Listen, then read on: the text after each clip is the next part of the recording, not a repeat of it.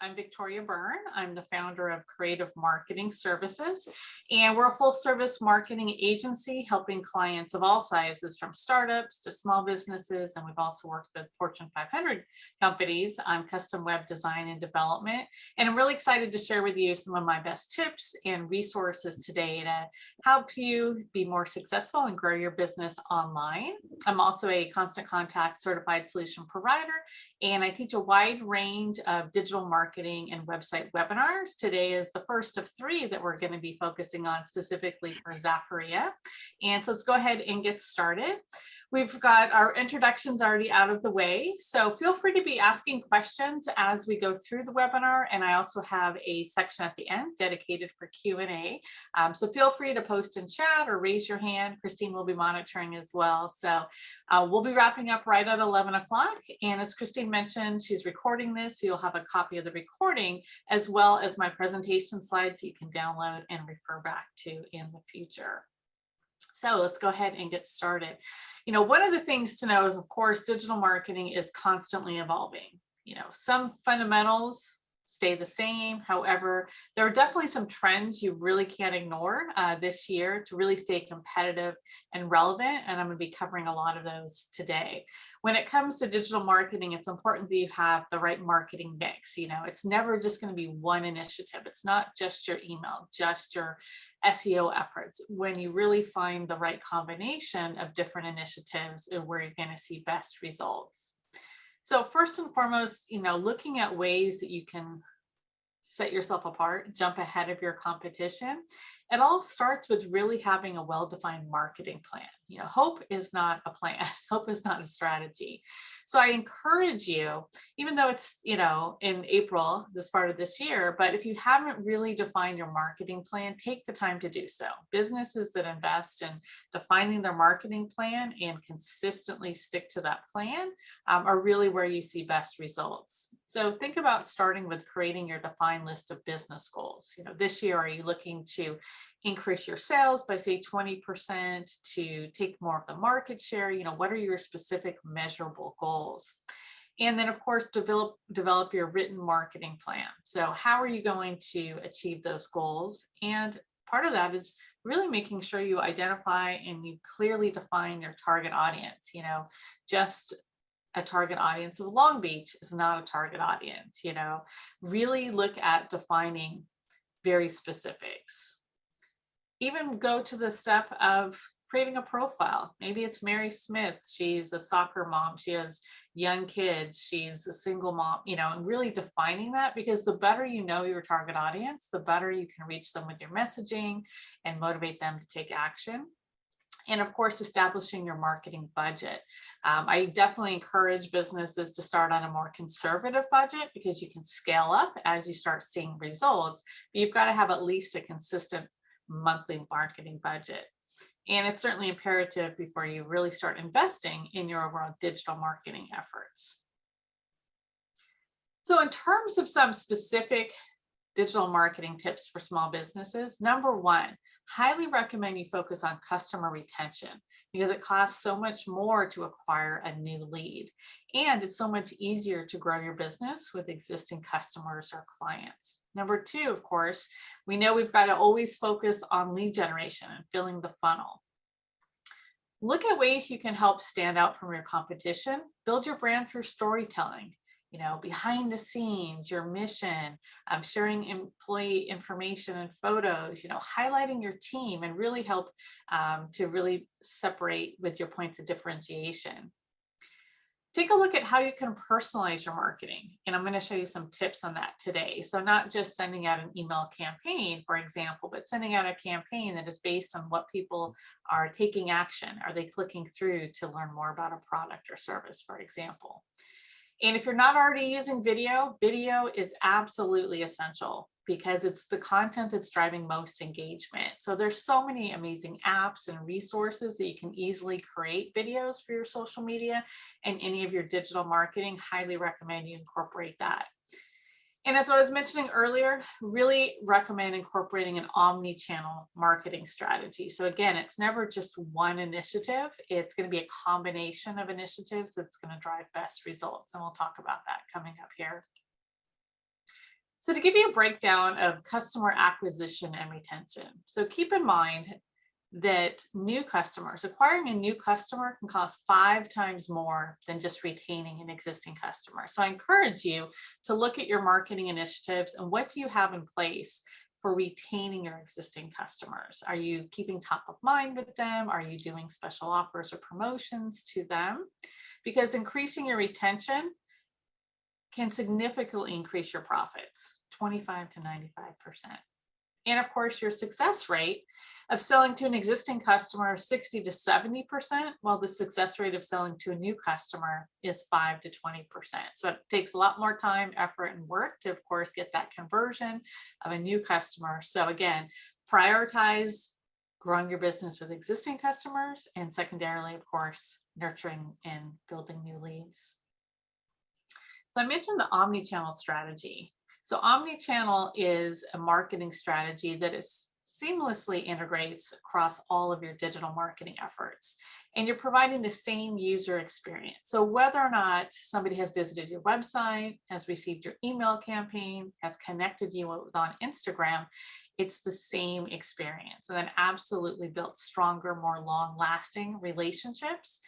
Because one of the things you want to keep in mind is that not everybody who comes to your website is going to make the sale, sign up for an event, call you the first time that they visit. And on average, it takes about 6 or 7 touch points to convert. In other words, to get them to become a client. And so having that seamless integration across all of your efforts on digital marketing absolutely is significantly more powerful. In fact, omnichannel marketing provides greater customer engagement and retention. Increase in purchase frequency, we like that, right? An average order value when you're using an omnichannel strategy. And the purchase rate of an omnichannel campaign is 280% higher than a single channel campaign. So don't put all your eggs in one basket. And businesses that use omnichannel strategies achieve 91% greater year-on-year customer retention.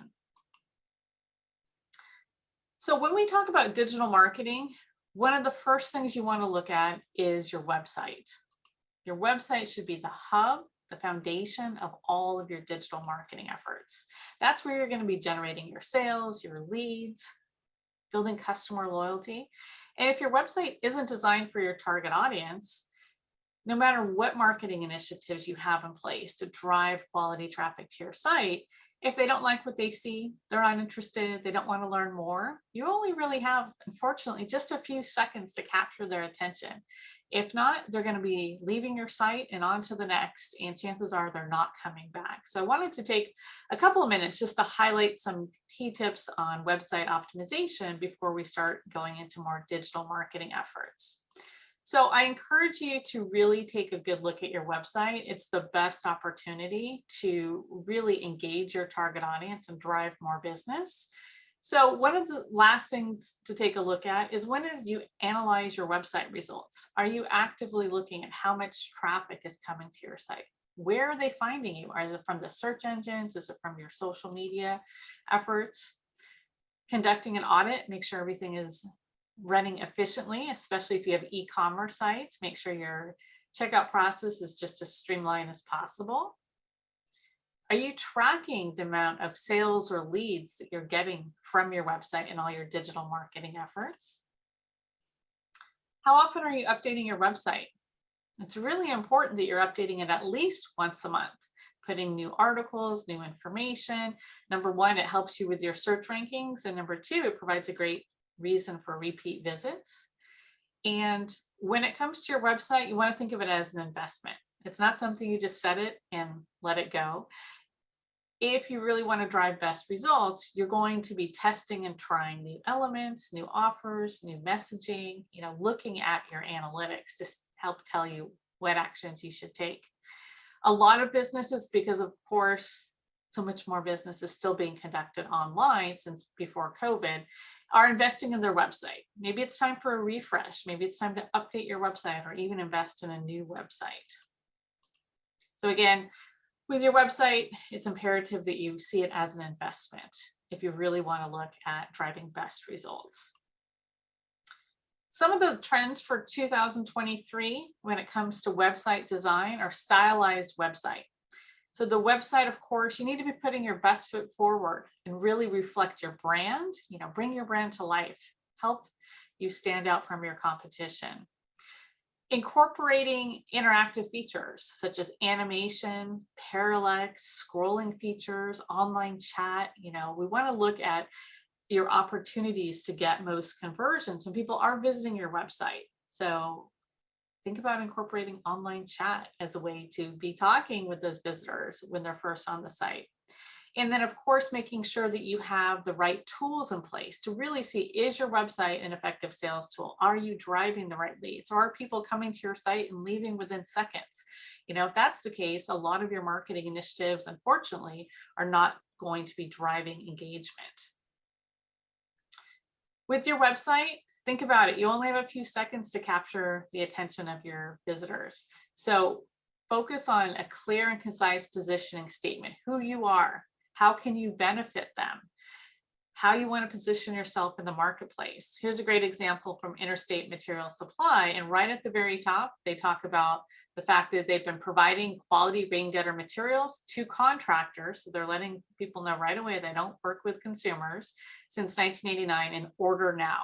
So your top part of your website above the scroll is the most important. Make sure you have a really strong call to action and your concise positioning statement. Other tools that you can utilize on your site to get better conversion. So when I say conversion, that's a sale, that's a lead, that's somebody signing up for your service, is using a service called Opt-in Monster. It allows you to create dynamic pop-up forms, and those can be incredibly effective. So for example, I'm visiting the Fast Track website. I'm on the site for a short period of time, and they're promoting that they have a free 30-day trial for their automotive software. So that's a great incentive to capture that email address. And now that's golden. You have permission to contact that lead. Also utilizing exit intent. So wait before you leave. Take advantage of our 30-day trial. The combination of the opt-in form and the exit intent can have a significant impact on your leads or your sales on your website. Especially if you're e-commerce, you want to make sure you have the exit intent in place. Consider incorporating chat. Everybody wants immediate connection, immediate gratification. It's the same with website. If you have the opportunity to engage visitors when they're on your website, 61% of shoppers are likely to make a purchase from an online chat. And it's not just for e-commerce, it's also for service-based. So one of the services I really enjoy and we use for a lot of our clients is called OLARC. It allows you to turn on your chat, whether or not you're able to man it or not, or your team, but it gives you great insight. So for example, you can see, has this visitor been on my website before? Is this a first-time visitor? What products or what service pages have they been looking at? So think about how well that information can arm you in terms of driving that conversation and getting more sales and leads. So that's just a quick overview of some website best practices to help you get more sales and grow your business from your website. Now let's go ahead and focus on some digital marketing initiatives. So as I mentioned earlier, videos is absolutely fundamental. So if you're not already utilizing videos for your business, I highly recommend. In fact, HubSpot recently put out their study and showed that short form videos absolutely are what's dominating digital marketing. Educational videos. So your videos don't have to be very lengthy. When we're talking about getting your videos on social media, they're going to be short, 6 to 15 seconds. Certainly on your website, you can have longer videos, but through your digital marketing, it's short, it's to the point, and ultimately, hopefully you're driving people back to your website to watch the full video as well. With videos, of course, just like with any of your digital marketing, it's important that you're looking at the tracking to see how well people are engaging with your videos. You can take a look at how many views of a particular video. Of course, if people are engaging, likes or comments, if you're generating leads from that particular video. So there's all sorts of different metrics to see, because without really looking at your metrics from any of your digital marketing efforts, you're really flying blind. How do you know what's really providing the best results? What's giving you the best return on investment? So you want to make sure that you're taking the time, A, to have the right tracking tools in place, but B, taking a look at those on a monthly basis and be willing to make changes based on the activity you're seeing. Of course, featuring your video on your website is definitely a best practice and recommendation. Having a video on your homepage, for example, or a landing page can increase your conversions by upwards of 80%. So if you're looking for more sales, more leads, invest in a good quality video, have an explainer video or have a homepage video on your website. And 4 times as many customers would rather watch a video, of course, about a product or service. And lastly, videos absolutely increase retention. So if you are having a video on your website, people more than likely are going to spend more time on your website to watch the video, and they're going to remember your products, your services, your company much more so by watching the video. Let's talk about one of my favorite digital marketing efforts, and that is email marketing and the use of automation tools, because it's so cost effective and very easy for businesses to get set up and running and get in place. So one of the reasons why email marketing is absolutely continues to be a priority channel is, number one, you can increase your customer loyalty and retention. I recommend that you're sending out monthly emails at least on a monthly basis. Getting your newsletters out, but there's a lot of other tools and resources that can really help you with automation and help you personalize your email as well. Great opportunity to, of course, increase leads and sales, to generate new leads or nurture those leads. So giving people an opportunity to sign up from your website, as those forms that I shared with you earlier, motivate them to provide their email address. Now have an automated email series that goes out to them, series of 3 emails that goes out to any new subscriber.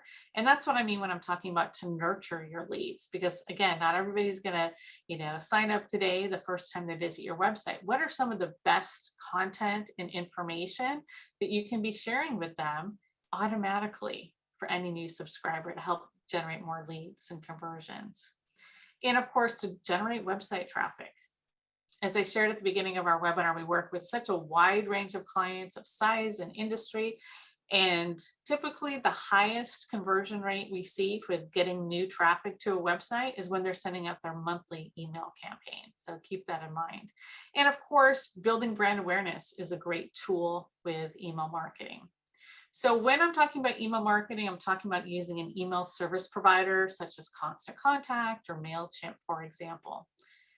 Keep in mind that your return on investment is great with email marketing. It's $36 for every dollar that you spend. So regardless of size or industry, I do recommend email marketing for any business. Now, beyond sending just a monthly email newsletter, email marketing provides great automation tools. So these are tools that you can set up once and then they're working for you 24/7. So think about doing a welcome series. Again, when people first visit your website or sign up through your social media channels, send them an automated series, not just a single email. Think about doing 3 emails over a specified period of time. Across all of your email marketing efforts, the best performing email is typically going to be your welcome email, because it's at the time people are signing up for your emails, right?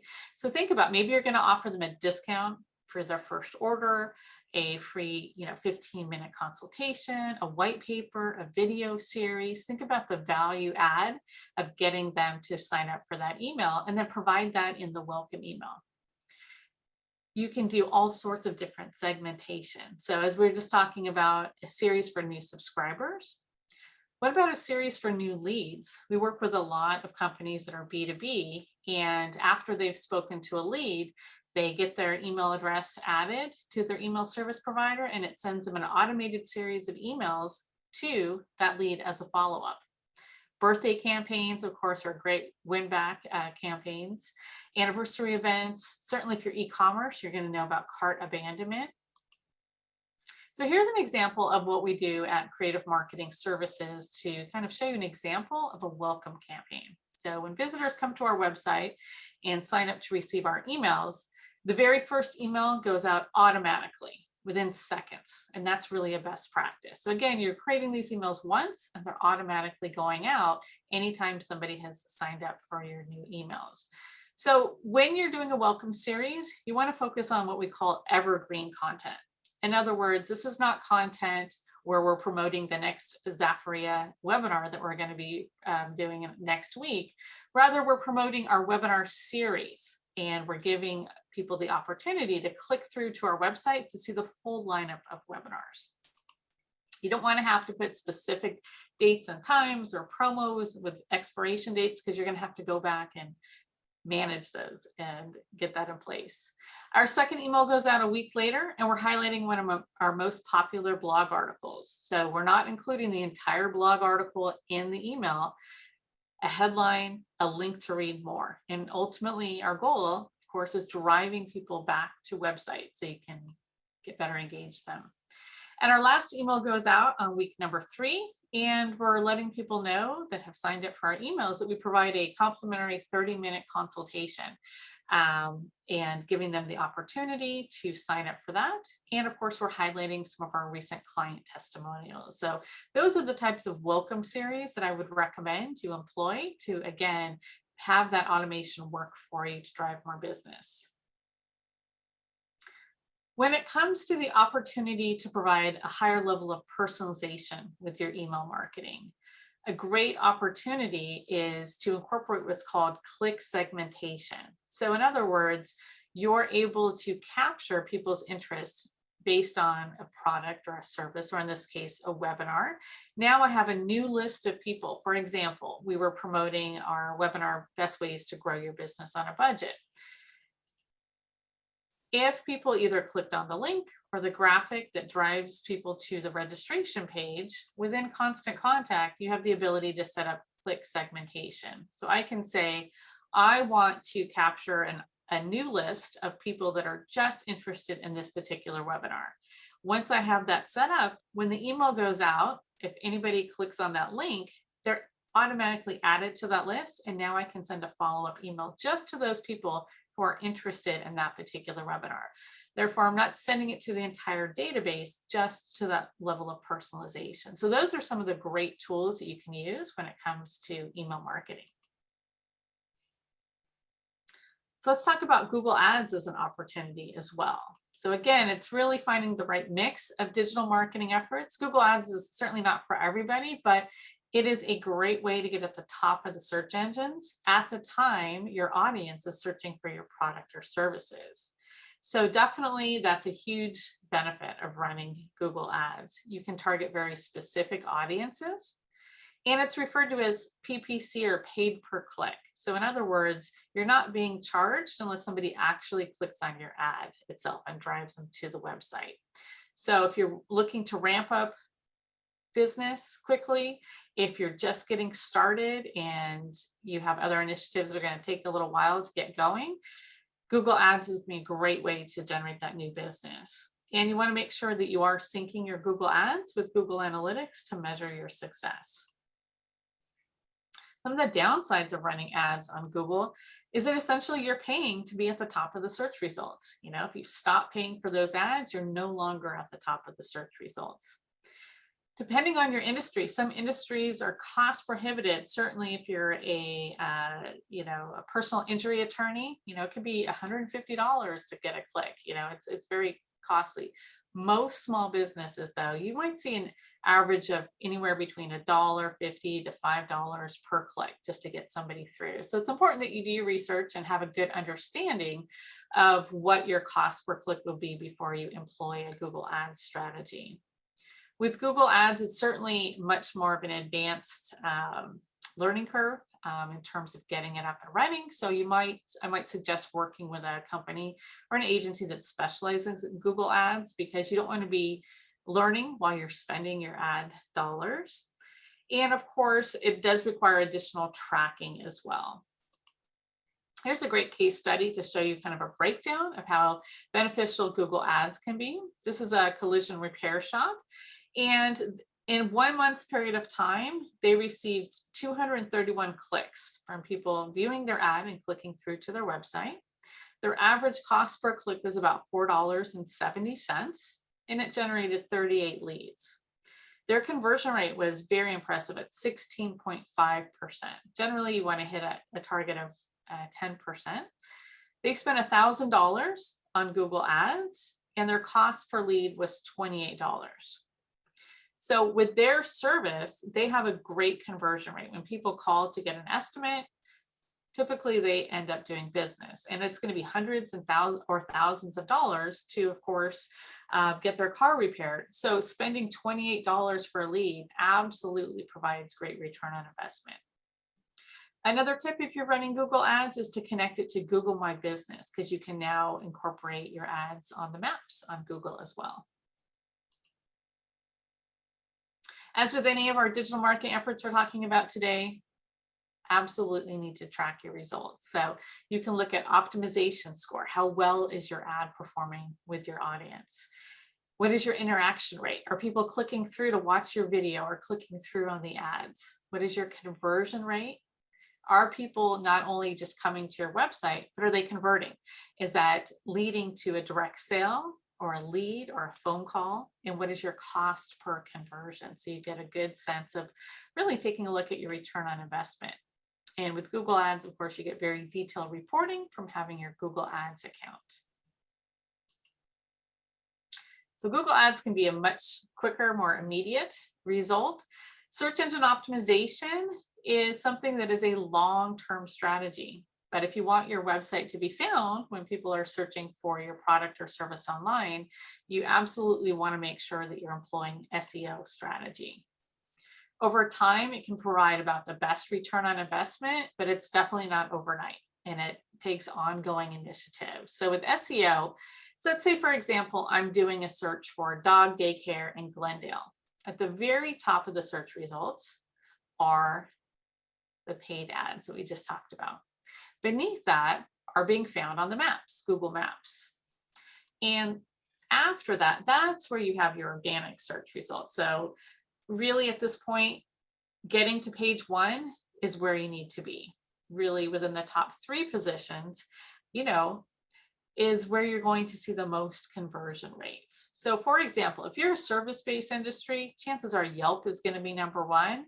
And it's going to be nearly impossible to knock Yelp off the position.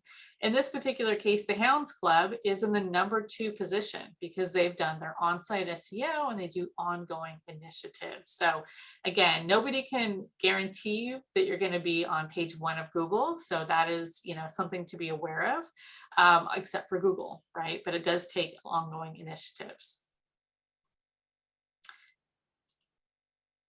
And think about yourself when you're doing searches. You'll probably fall into this category as well. 75% of searchers never go beyond the first page, right? So it takes time and effort to get to that first page. But the benefit is, of course, you're not paying for ads. Some of the keys to SEO success, first and foremost, you need to identify your keywords. What are the keywords that you want to focus on? What are the keywords that your target audience is searching for that you want to be found for? There are a lot of great tools and resources for doing that. Google has a free tool called their Google Keyword Planner, and that's available at no cost if you have a Google Ads account. Once you've identified and finalized your keywords, now you need to complete your on-site SEO. So making sure you have the right keywords in your content, in your meta descriptions, and in the page titles, as some examples. And then consistently publish quality content. This is where I was mentioning earlier, you need to be updating your website at least on a monthly basis. Think about having a blog on your site. That's a great way to get fresh new content with your keywords on your site. Another aspect of SEO, not only is on-site SEO, continuing to add new content with your keywords, but also acquiring quality backlinks. So for example, you might be listed on the Zaferia website, right? And your company is being featured there and a link back to your site. That would be considered a backlink. And then of course, maintaining your ongoing health of your website as well. Another thing to think about when you're looking at your search results is focus on voice search, because last year alone, 40% of all internet searches were voice-based. So with your keyword phrases, think about conversational phrases. Don't be afraid to ask a question. And certainly for so many of you that have brick and mortars, think about near me, restaurant near me, local restaurant, local beauty supply near me. Those types of things really have a big impact on local SEO. So again, in SEO, I could do a whole presentation just on SEO, but really your best practices are that you're adding, getting those keywords added initially and then adding new content, as I said, on a regular basis. So think about the value add, think about your strategy for driving repeat visits to your website. What are some information that is going to be beneficial for your audience? Blogs, news, events. And then of course, once you have this great content on your website, that's part of your overall content strategy. Now you can share that through all of your digital marketing efforts, through your email campaigns, across your social media channels, again, driving quality traffic back to your website. Another great resource for SEO is Google My Business. It's actually a free listing that helps you get shown on the map. So absolutely make sure that you have this in place, or if it's been a while since you've updated your Google My Business listings, certainly go through and update that. And it's essentially a free directory listing. You do have to have a physical address because Google wants to validate that you are a real business, and they will physically send you a postcard in the mail with your code so you can complete your setup. So for, so many businesses now are, working from home or remotely, you certainly can put like a PO box. I would not recommend putting your home address because that's what Google is going to publish on the directory listing. But you can go through and pick the right categories, certainly incorporate your keywords, your hours and operations, of course, and you can upload photos and videos, and you can update on a regular basis. One of the other key factors is that it's going to enable you to have customer reviews. So customer reviews are so important. So with Google, if you have your Google My Business listing set up and you are actively, getting more quality reviews, that actually can help you in the search results as well. So again, if you don't already have Google My Business set up, make sure that you do, you claim that listing. And if it's been a while, go through and review it. Is it time to make some updates on your Google My Business listings to get you found locally? Okay, social media. How many of you are on social media? I'm sure all of you are for your business because it's necessary, right? So, and taking a look at the most popular social media platforms for businesses in 2022 were Instagram, YouTube, and Facebook. Now, if you're marketing to other businesses, of course, LinkedIn is going to be an important part of that strategy as well. With social media, you want to make sure that you're active on your social media. So active means you're posting at least 3 to 5 times per week across your social media channels, but it's really identifying where your target audience is. A lot of times these days I keep hearing, should I be on TikTok? Well, it depends. Is your audience on TikTok? Is it really appropriate for you? Are your competitors there? And really taking a look and not stretching yourself too thin, because ongoing social media efforts, takes time and effort to get those social media accounts set up and optimized and continuing to provide great content. One of the benefits, of course, of any of your social media channels is the ability to run ads. Video ads, hands down, really provide, the best results across the board, and they can be very affordable. So here's a case study from Evander by Heston Blumenthal, and they have high-end quality barbecues that they sell through some major retailers. They were running video ads on 3 of their different barbecue lines, and very cost effective. So they were able to reach almost 300,000 people in a month. They had over 36,000 clicks. So the call to action on these ads are to shop now. So people that are interested in learning more, being directed directly to the shop. And the cost per click was only 9 cents. So 9 cents to get somebody through to the shop page. So this is where social media ads can be so cost effective. but also you have to keep in mind how different they are than Google. That tends to be a top question I get. So with Google Ads, as we talked about, you're going to be at the top of the search results at the time people are searching for your product or service. Social media ads are a little different. They're known as brand awareness or push campaigns. So in other words, you create a very customized audience and you push your ads into their newsfeed. They're not necessarily actively looking for your product or service. So it's a good practice to kind of test the conversion rates between Google Ads and social media. You might be getting a lot more traffic from social media, but are they truly converting? And that's why it's important that you have those conversion tracking tools in place. A lot has changed in the last few years when it comes to social media ads. Of course, due to the iOS update and privacy settings, as a marketer, you're not able to get as much detailed information as you were in the past. So if you're not seeing the same types of results that you're seeing on social media ads, maybe shift some of your budget to Google Ads, Bing, or even Yelp. A lot of service-based industries, we've shifted budgets to Yelp, and they're seeing great results from that. But again, until you're really getting a handle on what's really driving your best conversion rates, it's important you're continuing to test and try new things. Another key component this year for social media is influencer marketing. It absolutely continues to be a top trend for both B2C and B2B. So if you're marketing to consumers or businesses. In fact, it reached $16.4 billion last year alone, and that's up from $13.8 billion the prior year. A lot of the growth is contributed to what we've been talking about, short form videos. So think about some of your top goals. Great opportunity for you to connect with an influencer to be able to reach new audiences and increase your brand awareness. Have them be promoting you, right? Your products and services. A great opportunity to improve your brand reputation, grow your social media following, certainly increase your sales and some customer loyalty. So one of the techniques that works very well is collaborating with an influencer to do a giveaway. Or even if you don't work with an influencer, run a giveaway on social media. So here's a great example from Your Cuisine.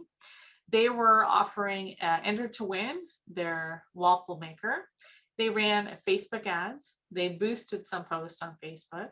They sent out a dedicated email campaign to their audience, and they promoted this on all social media sites. As a result, in just 30 days, they had 6,800 entries.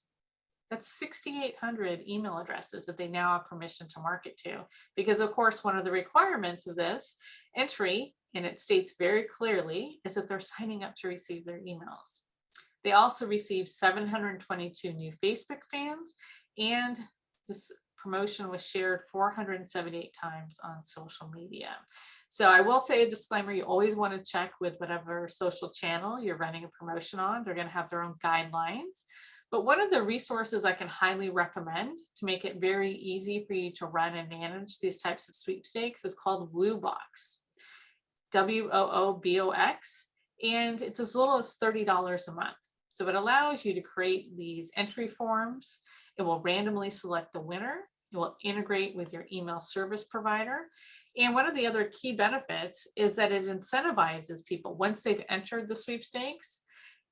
If they share the sweepstakes with friends, family, and those people enter, they're given bonus opportunities to win. So really cost-effective way to really boost your audience.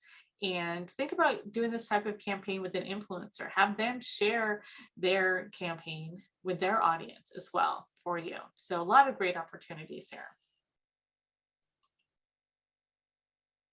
So let's talk about the importance of tracking the return on investment. I've kind of referred that to throughout our presentation. But again, if you don't have the right tracking in place, you're kind of flying blind. How do you know what's really generating and driving those leads or what's not, and where you need to stop and make a shift?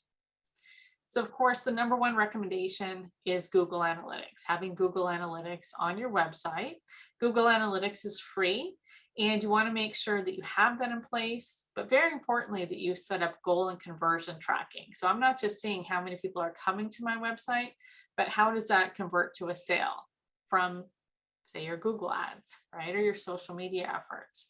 And of course, if you have an e-commerce shop, you want to make sure you have e-commerce tracking in place. This is also a free resource. Big update in terms of Google Analytics. You probably have heard about this, but right now, Universal Analytics has been in place for years and years. And starting in July, Google Analytics 4 is going to be in place. So you don't need to do anything if you have your Google Analytics already established. Google's going to push forward and give you GA4. Just know that universal tracking will no longer be in effect as of July. So just make sure that's in place. But very importantly, if you already have goal and conversion tracking set up with Google Analytics, you want to make sure you're going to have to set that up again with a GA4. So some of the key areas you want to be looking at every single month. Google Analytics is very comprehensive. These screenshots are from Universal Analytics, but you want to take a look at your engagement. How many people are coming to your site? How long are they staying on your site? How many pages are they visiting? What percentage of people are coming to your site and never been there before? So many key metrics to really measure the success of your site and your marketing efforts. Victoria, quick question. Can you explain the bounce rate, please? Sure. So a bounce rate indicates somebody has come to your site, only visited one page and left within seconds. So the higher your bounce rate, the higher number of people are coming to your site and quickly leaving. So you want to achieve the lowest bounce rate possible. Another key factor is to look at your page views. What pages are people spending time on? What pages aren't they spending time on? So once you add the tracking code on your site, it will be on every single page. So take a look at your most popular pages, how long people are spending on those pages.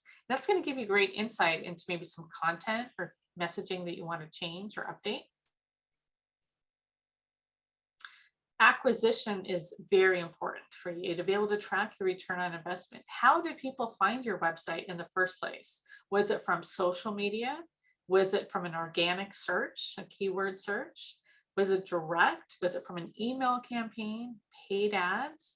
And really seeing not only how long people are coming to the site, what their behavior is, but what is the conversion rate? So here's a great example where this particular company, you can see hands down, the majority of their content is being, their visitors rather, are coming from social, 6,100 people from social, but their conversion rate for their sales on their site is virtually nothing from social, versus some of their other initiatives are driving a much higher conversion rate. So in this particular case, I would take a really hard look at their social media efforts. They're getting traffic, but people aren't converting from social. And so probably scaling back on their advertising for social and exploring other initiatives that are driving better conversion rates. E-commerce tracking. So again, you want to be able to make sure that you're taking a look at not only how many visitors are coming from which channel, what channel is driving most activity, but truly what is driving the best sales or conversions. In this case, hands down, their organic search results are driving the most activity. So 4,900 visitors, but look at the total sales, hands down the best. So these are the kind of insights that are so important for businesses to know so that you can make adjustments or changes accordingly. And of course, the importance of how is your visitor engagement on desktop versus mobile, right? If you have a really high bounce rate on mobile, it might be because you're a local business and they're searching for you and they're coming in or they're calling you. So, you have to keep that in mind when you're thinking about your bounce rate. So again, with Google Analytics, I highly recommend that you are tracking it every 30 days. If you have an e-commerce shop, you're probably going to be looking at it on a much more frequent basis, but not only just reviewing it, but certainly being able to understand the information so that you can take actionable items to improve those results. One of the other resources I would recommend, if you get a lot of phone calls for your business and you truly want to track the return on investment, CallRail is a very affordable service. It's about $45 a month. And it allows you to have dynamic phone numbers. So in other words, on Google Ads, you're going to have one number, on Yelp, another number, social media, another number, but they're all going to roll over to your main line.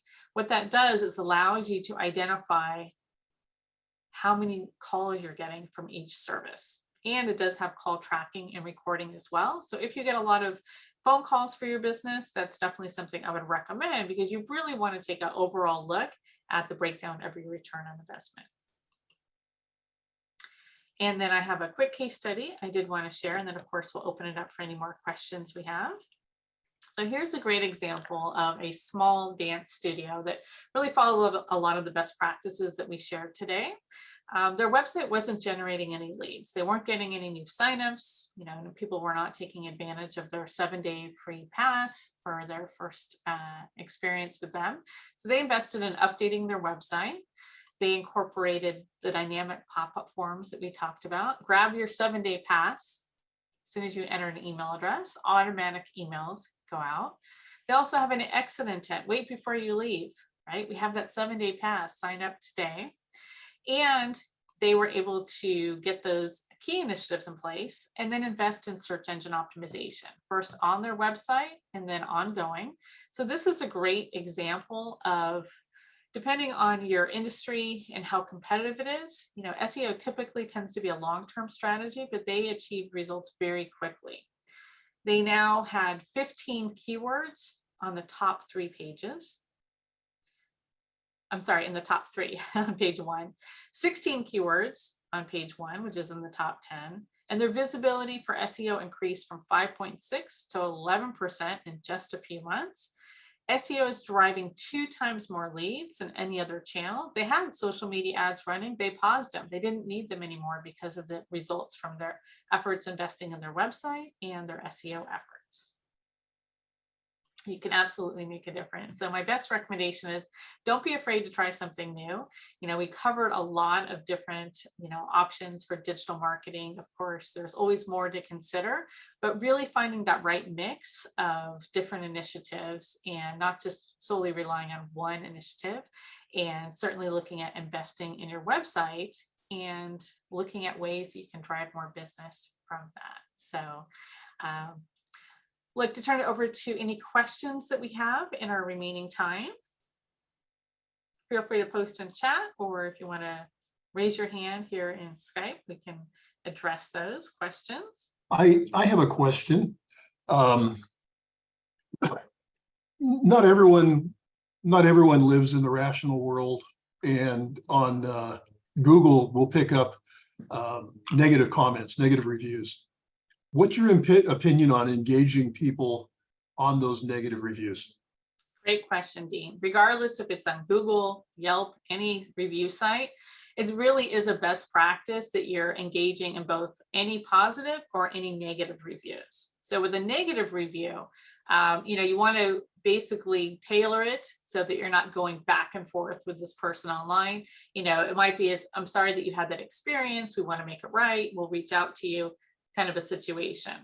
There are scenarios that I've seen firsthand where sometimes there's a negative review for a business and it's not even for that particular business, right? Very troubling, right? When you have this negative review, it's not even for your business. Unfortunately, both with Google and Yelp, their policy is that you are to reach out to that person who wrote the review incorrectly for you and ask them to remove it. There's nothing, unfortunately, as a business owner you can do other than that.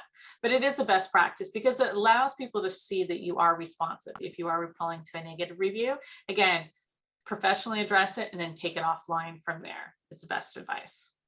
Yeah, and then in the case where it's not going to be anything but a back and forth, just to let it die. And yeah, really the best practice is just kind of have that professional, initial response, and then let them know you'll be reaching out to them and just try to take it offline from there. Okay. Yeah, it looks like Dylan has a question. Hello, this has been great information. Sorry I was late to this. I had another meeting, but no problem. You're getting a recording of it, so you'll have it. Awesome. So I apologize if this was already covered, but I had 2 questions. One is, we've struggled. I'm in the bar and restaurant industry, and we've struggled with tracking conversions. I didn't know if you had any suggestions on that. The only thing that I've really been able to do is like a code that they come in with, and then that gets rang into the POS. I don't know if you had any other ideas. Yeah, so do you have the ability for people to get the offer from your website, or is it more of in person that they would have to redeem it, and that's where you're having trouble tracking? Exactly, it's in person. So and we're just trying to see how many of those people actually walk through the door. Yeah, absolutely. So the promo code is probably your best opportunity. I would also say if you have a website, offer that incentive for people to sign up for your email. So at least you're getting emails, and then deliver that offer and promo code when they sign up, and then track it through your POS system and have it unique to that particular promo code.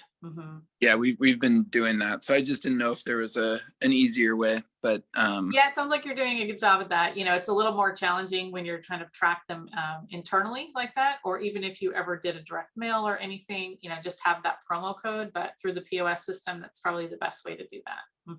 Okay, awesome. And then one other question, which I didn't know if you'd already mentioned this, but I think we have a kind of a younger demographic, and we're looking into doing texting kind of blasts. And I didn't know if you had a suggestion of a company to use for that. There seems like there's a couple out there. Yeah, absolutely. Because it's becoming more and more popular. There's a lot of great resources out there. Certainly it's a case by case basis. I don't recommend the texting for any business, but certainly for your industry, it's something I would absolutely recommend. So if, for example, you're doing any email marketing with Constant Contact, they now have a texting feature. So that's available, very affordable. Otherwise, easy texting is another great resource. So typically you're charged based on the number of messages that you're sending. So one of the ways that we encourage people to kind of, follow best practices is giving people the opportunity to opt in for your text messaging, and not just, put them in a list and start messaging them. It's better to, give them the option to opt in. Okay, awesome. Thank you. That was it. Yeah, great. I have a quick question. I know you're a representative of Constant Contact. We use Klaviyo, and I'm just wondering, it might be a separate conversation on an answer because it's definitely a little bit more expensive. What you would say the broad takeaway or difference between the two of where they're stronger or better for the type of business. And we sell online, both wholesale and retail. So, and their follow-up campaigns are amazing. Like after a sale, we know we get repeat sales because of it, but where would you differentiate those two if you understand the other program too? Yeah, so there's, I'm not necessarily employed by Constant Contact. I'm just one of their local experts, but been using them for about 15 years. But there are some integrations like Klaviyo that are more suited towards e-commerce. Certainly Constant Contact has that integration, but some other platforms are much more specifically designed for e-commerce. So, if you're already using Klaviyo, I think that's a great resource. Like you said, it automatically has so many different templates and tools for you to be able to have those automated campaigns. I wouldn't recommend, necessarily making a change. That's a good e-commerce solution. And I just want to encourage everybody, the automated sort of email follow-up that Victoria was explaining, it changed our business and our dialogue with our customers. It really is essential. Absolutely. Because one thing to keep in mind is the average cart abandonment rate is about 70%. It's huge. 70% of the people will add something to the cart and never check out. And so having those automated tools, the opt-in, the exit intent forms are really a must-have when it comes to e-commerce sites. Thank you, Victoria. Victoria, I have a question regarding keywords for SEO. Can you explain where those might go on a page? Are you talking about just the basic text that's already on the page, or is it in when you upload like an image? Would it be like the alternative text or description of all of those? the above, right? So really a best practice is that you're identifying your keyword phrases first. Now, each page on your website, you want to be utilizing a separate focus keyword phrase. You don't want to use the same keyword phrase on every page. So a focus phrase. on each page. So having your content include those keywords, really 3 to 4 times in that single page. And you want to have 300 to 400 words per page at the bare minimum. Now that you have the content on the page, anytime you upload an image or a graphic to that page, you want to make sure you're populating the alt text field with that keyword phrase, because the search engines can't read the text or the graphic, right? It's an opportunity. Then every page title you want to have the ability to change the, what's called the meta description, as well as your page title. You want to incorporate your keyword in both of those as well. And then, of course, ongoing, get that new content that's going to have your keywords moving forward. So there's a lot of opportunities and places to incorporate your keywords on your website, but that's a kind of the starting point, is getting all of that on your site first. Great, thank you. Yeah. Well, we covered a lot. It's just a couple minutes after 11. We were to end at 11. Does anybody else have any quick questions before we go? We will be sending out the slides, and we are recording this, so we'll be posting the recording as well on the ZBA website. And I'll be sending you all a link to that. Any other questions for now? Okay, well, thank you, Victoria. Yeah. She posted the slide here reflecting the upcoming trainings for next Wednesday, which is how to grow your business on a budget. And that's on April 12th. And then on April 19th, we have email marketing top tips for success. So you can register for those on the events page on the zaferia.org website. Okay, well, thank you very much, and have a great day. Appreciate everyone attending.